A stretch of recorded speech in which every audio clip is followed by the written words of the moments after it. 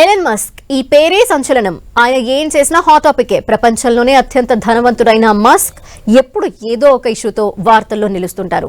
Chat జీపీటీని రూపొందించిన open AI సంస్థ దాని సీఈఓ శామ్ ఆల్ట్మన్ పై దావా వేసి ఇప్పుడు మరోసారి వార్తల్లో నిలిచారు. అసలు ఓపెన్ ఏఐకి మస్క్ కు ఎక్కడ చెడింది? ఆ సంస్థ నుంచి బయటకు వచ్చాక కూడా మస్క్ ఓపెన్ ఏఐని ఎందుకు టార్గెట్ చేస్తున్నారు? ఇప్పుడు చూద్దాం.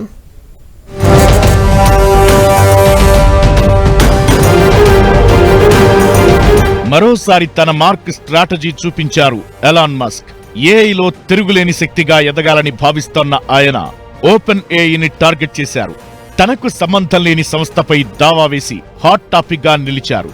చాట్ జీపీటీని రూపొందించింది ఓపెన్ ఏఐ సంస్థ. దాని సీఈఓ శామ్ ఆల్ట్మన్ పై దావా వేశారు మస్క్. కేసులో కీలక విషయాలను ప్రస్తావించారాయన.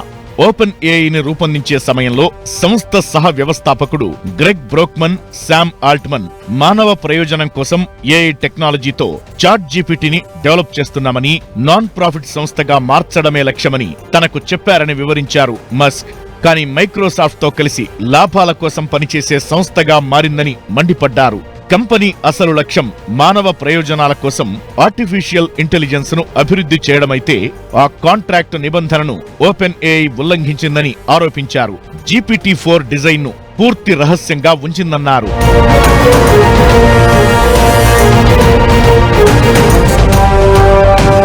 2022 నవంబర్లో వచ్చిన చాట్ జీపీటీ 6 నెలల్లోనే ప్రపంచవ్యాప్తంగా అత్యంత ఆదరణ సంపాదించుకుంది. 2015లో ఓపెన్ ఏఐను శామ్ ఆల్ట్మన్ బృందం స్థాపించినప్పుడు మస్క్ అందులో పెట్టుబడులు పెట్టారు. 2018లో సంస్థ నుంచి పెట్టుబడులను ఉపసంహరించుకున్నారు. 2022 అక్టోబర్లో $44 బిలియన్ ట్విట్టర్ కొని దానికి ఎక్స్ అని పేరు పెట్టారు మస్క్.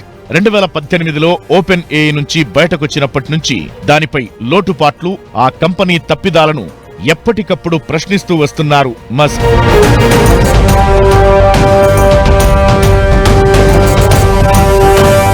ఎలన్ మస్క్ ఆరోపణలపై మైక్రోసాఫ్ట్ కానీ ఓపెన్ ఏఐ కానీ స్పందించలేదు. కాంట్రాక్టు ఉల్లంఘన, విశ్వసనీయత పాటించకపోవడంతో వ్యాపార కోణాన్ని తప్పుబడుతూ శామ్ ఆల్ట్మన్ ఓపెన్ ఏఐపై దావా వేశారు మస్క్.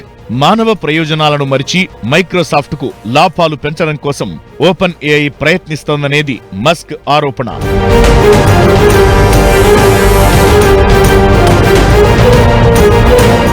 ఆర్టిఫిషియల్ జనరల్ ఇంటెలిజెన్స్ మార్చి 2023లో విడుదల చేశారు. దీని పేరు GPT-4.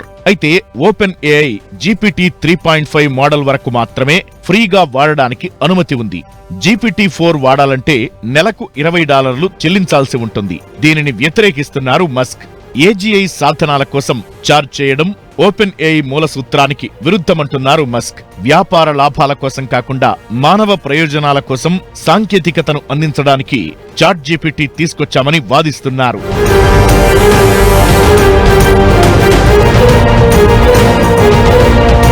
GPT-4 యొక్క అంతర్గత వివరాలు, ఇతర సమాచారం ఓపెన్ ఏఐకి, మైక్రోసాఫ్ట్ కు మాత్రమే తెలుసు. దాంతో మైక్రోసాఫ్ట్ ప్రజలకు GPT-4 ని విక్రయించి లాభాలు పొందాలని చూస్తోందని లాసూట్ లో ప్రస్తావించారు మస్క్.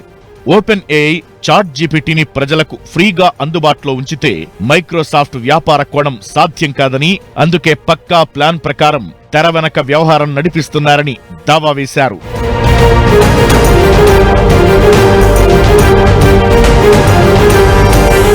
శామ్ ఆల్ట్మన్ ను సీఈఓగా తొలగించి మళ్లీ నియమించడం వల్ల ఓపెన్ ఏఐలో మైక్రోసాఫ్ట్ జోక్యం పెరిగిందని లాసూట్ లో వివరించారు మస్క్.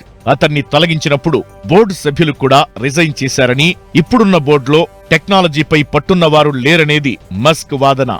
ఏఐని వ్యాపారం దిశగా విస్తరించడాన్ని ప్రశ్నిస్తూ ఎప్పటికప్పుడు సోషల్ మీడియాలో ఓపెన్ ఏఐపై పోస్టులు పెడుతున్నారు మస్క్.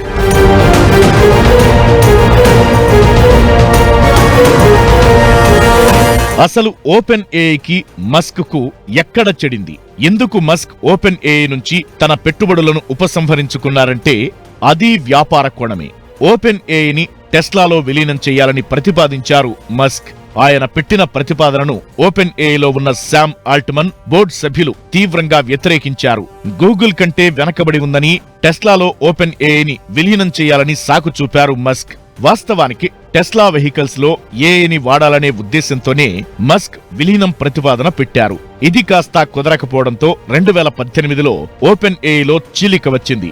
మస్క్ తన పెట్టుబడులను ఉపసంహరించుకుని సొంతంగా గతేడాదే XAI అనే సంస్థను ప్రారంభించారు. న్యూరాలింక్, ఆప్టిమస్ వంటి కంపెనీల్లో కూడా ఆయనకు భాగస్వామ్యం ఉంది. ఈ 2 కంపెనీలు ఏఐ అభివృద్ధిపై దృష్టి పెట్టాయి.